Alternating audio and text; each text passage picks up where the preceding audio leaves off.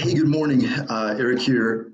It is June 10th on Wednesday, 2020. And this is, I know I have a lot of my subscribers at the Gold Investment Letter that follow me on this YouTube channel.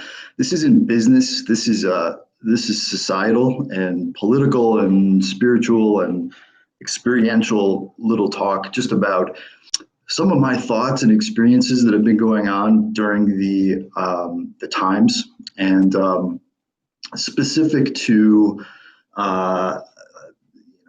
I'm not going to talk about COVID very much. It's more of a racial issue, and just some things to bring out there that'll probably help me just even clarify my thoughts. But I've thought a lot about a few things with race and society in America, and what I'm seeing is I don't think it's gonna work. I don't think it's gonna work. And the reason that I don't think it's gonna work is everybody seems to be very hell-bent on, awareness, and we need change, and Black Lives Matter. And I'm talking about Black and white people that are out there with this messaging, and I think that for me, racism has no place in an ideal world. Racism shouldn't exist, right? I was very, very disgruntled and upset when I saw the George Floyd film. I was also very upset when I saw the Eric Gardner film. There are other issues that have come up that have been sort of social sparks in the white cop, Black person assault and overreach area that didn't really sell me too much.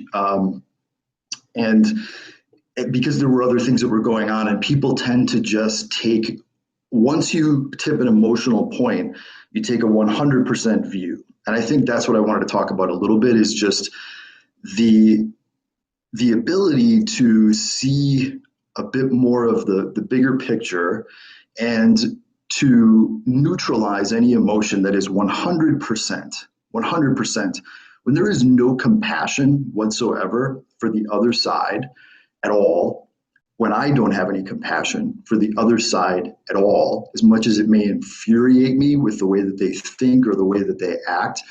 When I say other side, it doesn't mean I'm not even telling you what my side is yet. And my message is not going to be about the matter at hand that the media cycle is so concerned about. It's more about the underlings, and it's more about the invisible, and it's also more about the experiences that I've had. And,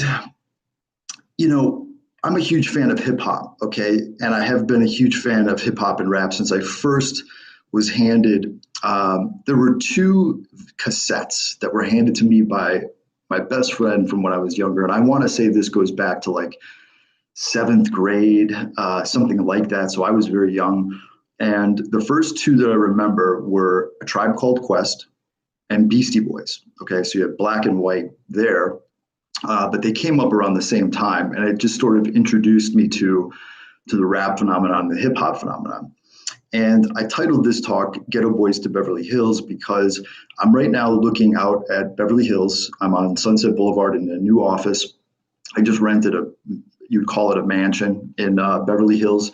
And the thing is that it's not where I come from at all. And I'm here now, and I'm not going to apologize for it. And the problem that I see is a lot of us just assume we know somebody's story, or we don't care about any details if you take a certain stance on a certain issue at this time, and there's a lot of assumption of why you think that way. And the thing I'm getting to is that, so when I look at what I used to do, I would walk around my neighborhood enraged and frustrated by the poverty.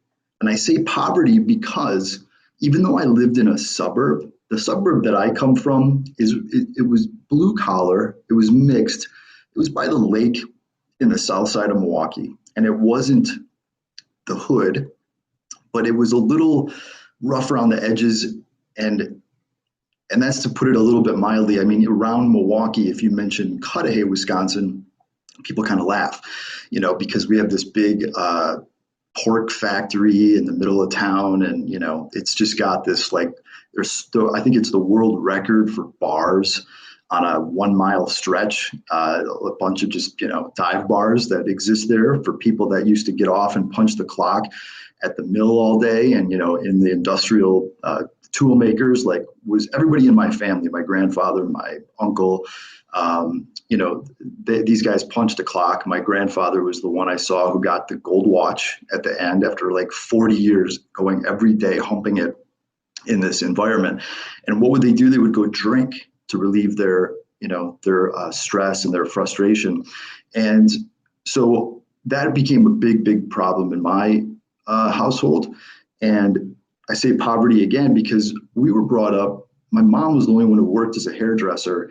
And, her average income over what I remember from when I was a teenager was between $12,000 and $15,000 a year, which was her wage. And then she got some tips on top of that. So, call it in the 1980s or whatever, if you're stretching something like a 15 to 20 grand a year, net income for a family of four, we had all kinds of problems. I didn't know what month the phone was going to work. It was very embarrassing as a kid. I didn't know if the electric we were going to have a problem. We got evicted. We were homeless for a period of time. Luckily, my grandmother let us live in her yard until we found another place. But I used to walk around the streets, and every day when I would walk to school in high school, my one outlet was music. And you wonder why, let's just call it white suburban kids, resonate so much with hardcore rap, which is a message. A lot of this originated where I am in Southern California and also in New York.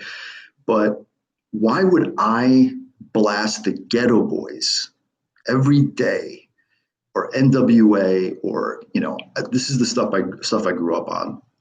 And the reason is because I could identify with the feelings of the systemic oppression. And I'm not talking about saying I understand it as a Black person. I understand it as a white person, and I will acknowledge that being white is a privilege in our society.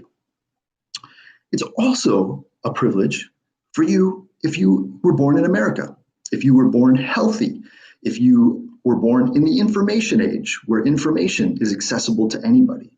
And in America, at least you have a shot to make it. There are a lot of other privileges that we all have, or many of us have. We all have gifts. We all have curses. We all have those type of things. And what I identify with the most is that when you're dealing with the systemic oppression of poor people and uneducated people, and I don't consider my parents uneducated, they weren't stupid, but nobody went to college. I was the first one to even step foot in a university, and I didn't make it there long. But what I'm getting at is we live in a system that is broken. And it's more than just pointing a finger at any one particular issue. And I think that with like racism, we can paint Black Lives Matter on every street in New York, which is apparently what they're about to do. And I think there's going to be some repercussions for that in terms of resentment, not only from certain people that are just like, I don't want this in my grill. It's my decision. The only people or things the people that can change our minds and hearts about a matter, in my experience, is God and or myself. And I come to those conclusions at the end of the day. And you can have a lot of people that will posture about stuff, but in their heart, we don't know what's in people's hearts. And I'll say that I had been blessed with an incident. This goes back probably around 10 years. And I lived in the Gold Coast in Chicago in a high-rise building in a very small studio. But it was a nice area and a nice building. And I had a neighbor who was a Black woman. She was a professional Black woman. I don't know what she did. I don't talk to any of my neighbors, so it doesn't matter that she was Black. Still don't talk to neighbors. unless we're stuck in the elevator more than 5 times and say hi. But she actually didn't live there for long while I was around. But what I'm getting at is that there was a Saturday that I don't know what was going on with anything in the world at that time that was pointing towards racial issues. They've always been around, but it wasn't like today, in terms of the intensity and the amount of information and just the things that we see circulated so quickly. And there were two incidences of clear racism in my face within an hour, within 1 block of my house. And I believe that I was shown this to get the message. And what happened is my neighbor, I had observed her when I was walking out. I had observed her for some reason, the way I was walking out of my place. I saw a guy getting out of a cab and her waiting to get in the cab.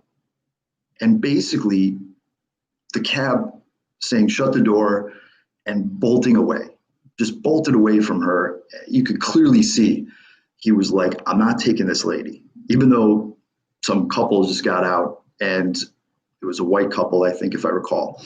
And I'm like, that's weird. It got my attention, and I kept watching. And it proceeded that the next cab had slowed down the block earlier because there was a white girl, standing by the curb, slowing down like, do you need a cab? I noticed that. And then I noticed her flagging the cab and it whizzing right by. And I was like, wow, that's crazy. This is a woman who lives, she's my neighbor. And she had a tough time getting a cab that day. And I saw that and I was starting to digest it. I ran to the store, I came back up, and then I had to go to the dry cleaners. And I went to the dry cleaners and I walked in and there was a black woman. And the dry cleaner said, you have to prepay because you're new. I don't even know if it was because she was new. I think she was new. But he asked her to prepay when she was dropping her clothes off. And she was like, what are you talking about? Like, this is a dry cleaner. I'll basically pay when I pick up my clothes. And he's like, no, you have to prepay. And I thought, that is fucked up because he never asked me to prepay. I've never seen him ask anybody prepay. And for whatever reason, I was shown within an hour racial profiling towards Black people, Black women in this case. And I took that in. And I believe that those things happened in succession for me to be like, you know what, that's a real issue, that Black people deal with. And I'm grateful for that moment because after that moment, I will tell you that for a long time, I believe, and for most of my life, I think, I'm not saying I'm not biased towards certain people and judge certain people. I judge the shit out of everybody if I'm in a bad place. If you're walking down the street, I don't care what color you are, what gender you are, what sex you are. If I'm in a resentful place and I judge everybody in the moment. I mean, what is Tinder? What is Bumble? The swiping. You're judging somebody in a second. They're ugly. They're attractive. They're this. They're that. So I'm not saying that I'm perfect, but I believe that for a long period, I didn't look at race. It just didn't come up for me because I deal with people, and I don't give a fuck who you are or what you do. There are a lot of Black people that I love and that I have loved and appreciated that have been there. Little messages, could have been anything from a friend to somebody I met on the street. That just, I can tell, if somebody's got a good heart, that's the main thing, a good vibe. But now this is all you see. You can't do anything without thinking about race first. And who am I and what am I going to do to offend someone or not to? And part of this video is because I've come to the conclusion I'm not changing. I think that all of this information about racism, it gets to a point where you have to ask yourself, is it going to be beneficial? I think in certain systemic ways within, structures, police departments, protocols, there's going to be an impact because of the backlash, and hopefully those will save lives and people some suffering in the future. And so that's good. But in terms of people and in terms of what it's doing in a sociological aspect, it brings me up to that old adage of like, there's the Indian chief and by the way, just before I forget, the two racial incidences that I saw in Chicago, one was an Arab cab driver and one was an Asian man who owned the dry cleaners. They weren't white people. But it brings me to the adage of uh, the kid with his grandfather and talking about, the good wolf against the bad wolf and this battle inside of us that we have that's similar. It's the good and the evil. And he was using the analogy with the wolves. And the kid says, well, grandfather or dad, who wins? And he said, it's the one that you feed the most. So I have picked up a slogan when I've been trying to change my life at different phases. Whatever we resist persists. And that's what I'm afraid of with all of this stuff versus it's not going to happen. But what if you just let it now? Okay, we've gotten it out there to a certain level. What if you let it rest for a while, and don't give it energy? There would still be race. Racism is never going to go away because we live in a broken world. And I will tell you that the reason I listen to the Geto Boys and N.W.A, and I still do, I come to work listening to hip hop every day. I'm a 44-year-old man, and I live in Beverly Hills, and I have money and success after years and years and years of suffering, travail, ups and downs, not being able to pay my rent, not having enough money for food. But there were decisions I look back on, and I thank God for the strength and for other people that helped me get to the next level, because we all need that. But I relate, and where I hear the music, when I hear the music and the lyrics are going through, and I can't listen to bitch this, bitch that, kill you, kill that anymore. It's got to be a relatively positive message, or if it's in there, it's got to be mixed. And if it's if it's a hard song, I'm cool with that. But it's just got to be it can't just be stuff that makes me think about really messed up stuff. I don't want that going through my head. But it gets me into a place of going to battle when I go into work, and it is also a place where I hear real messages. It's funny because I was the recent music before all this stuff broke out that I had been listening to. There's a couple of songs that I go over this over and over again, and I find new music. And one of the recent things that a friend sent me a few weeks ago is Channel Trey, Controller, Top Down, Sexy Black, Timberlake, Brilliant Nigga. These are his songs. And, he talks a lot about this shit, getting pulled over. And so I was already hearing stories. But because Channel Trey is a guy that the way he brings his message, I'm just like, I'm listening to him. I hear him, but if you get in my face with a fucking poster and start putting me in the chest because I'm a white man and you don't know anything about me, get the fuck away from me. That's my attitude. And that will be my attitude. And I'm going to try to wrap this up with a story.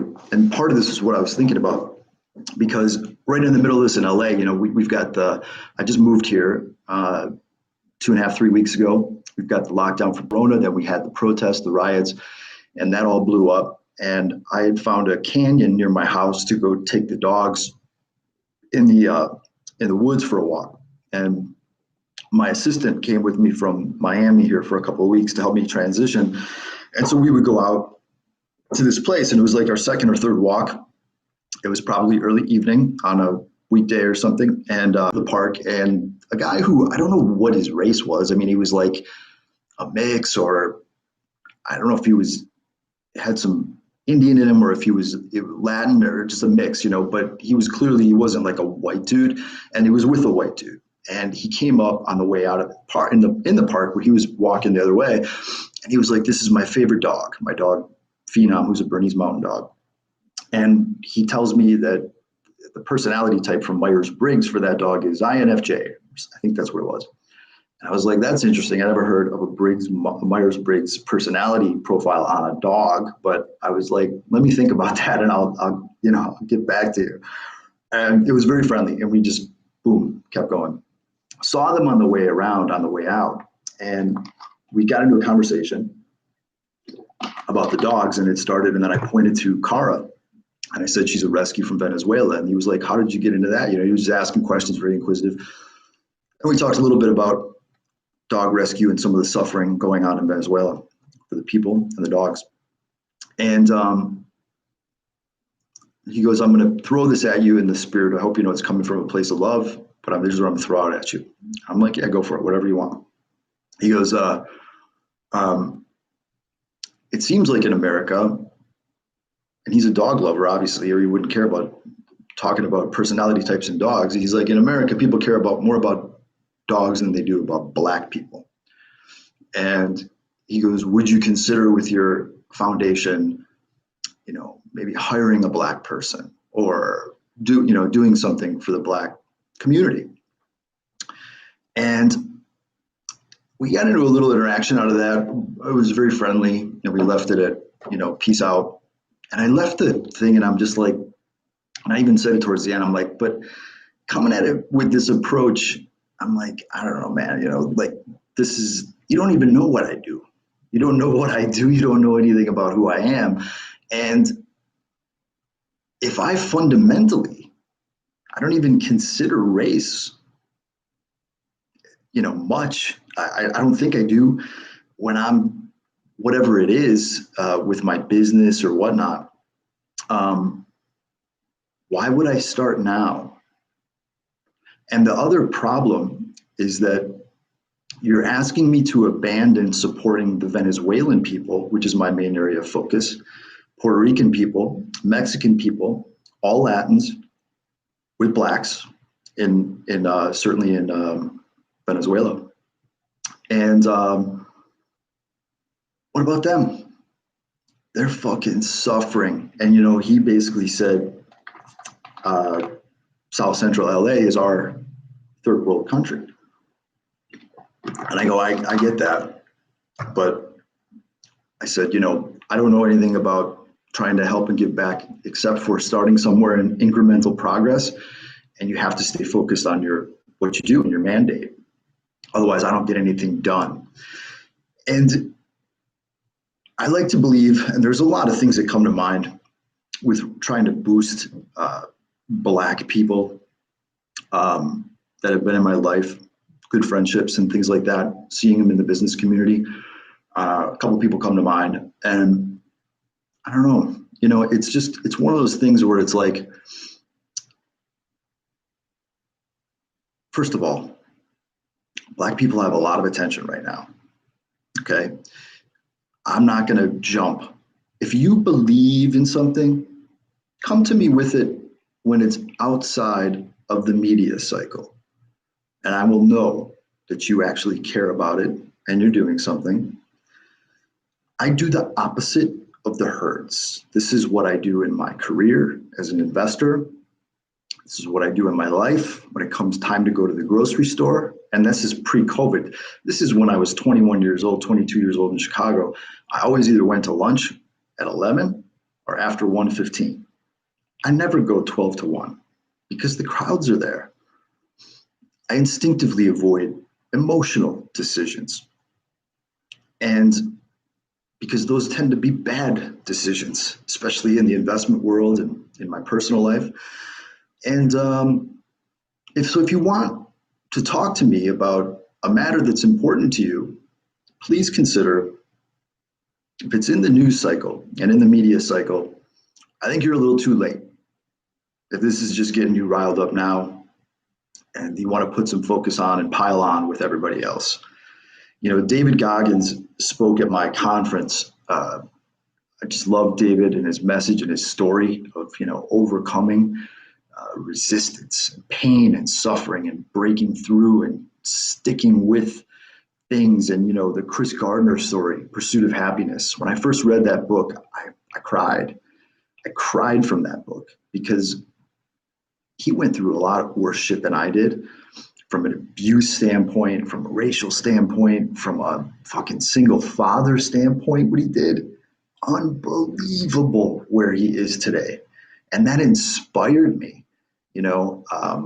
Goggins, man, you hear about the racism that he dealt with in Indiana growing up. And he made an Instagram video the other day about this issue. And I really liked his story because you could tell he was pissed. He doesn't like racism. He fucking hates it, and he dealt with it, and it brings up a lot for him. And he doesn't, he gets upset. Like, the other thing is that 98% of the white people out there in the world, when they saw the George Floyd video, were fucking pissed and disgusted too. But it's even more personal for black people, and I get that. And David basically came out with a message that I thought was amazing, even though he was upset. And he was like, there are people, I went back to write my book to Indiana, and they told me I was imagining things. He was like, there were a couple of people who backed me. But then, he talked most of the video, 13, 14 minutes, about racism and his experience with racism. But at the end, he goes, I also have to realize that there were 3 individuals in my life that helped me tremendously. And 2 of the examples I remember, one I do not, which was, he said, the officer who let me do Hell Week 3 times in a certain pace to become a Navy SEAL because he had failed the first 2. He was like, it never happened before. And that guy gave me the 3rd chance to get there, and I made it. And he was a white guy. And then he goes, I'm a New York Times best-selling author. And who do I have to thank for that? It's a white guy, Joe Rogan, who ended up blowing up my profile. And there was this other, he talked about the principal of the school, back to story. He had, there was another one that was really kind of a cool thing, but I think it's great of him to remember, it ends up neutralizing the hate and the resentment, to be able to look back on things and remember details, not just see red. Seeing red doesn't do good for anybody or any message. You're just going to run into resistance. And I pray this all ends up not turning into a civil war, because you're starting to see the defund the police stuff. And I'm sorry, but I don't care who you are. I don't care what you think about the cops. You get rid of the cops, you better also be a Second Amendment proponent and be packing from here on out. If you're a woman, doesn't matter. You better be able to protect yourself, because if you're going to get assaulted, robbed, raped, murdered, there's nobody to call. That is a fucking stupid proposition. But this is the type of stuff that we see swing from here to over here. And you know what? The answers are usually closer in the middle. So let's let it settle out, and then we'll see who's who. But, God knows my heart. No man knows my heart. And I'm just going to stop with a scripture from Ephesians 6:12. I posted this the other day on Instagram, and what I had said was,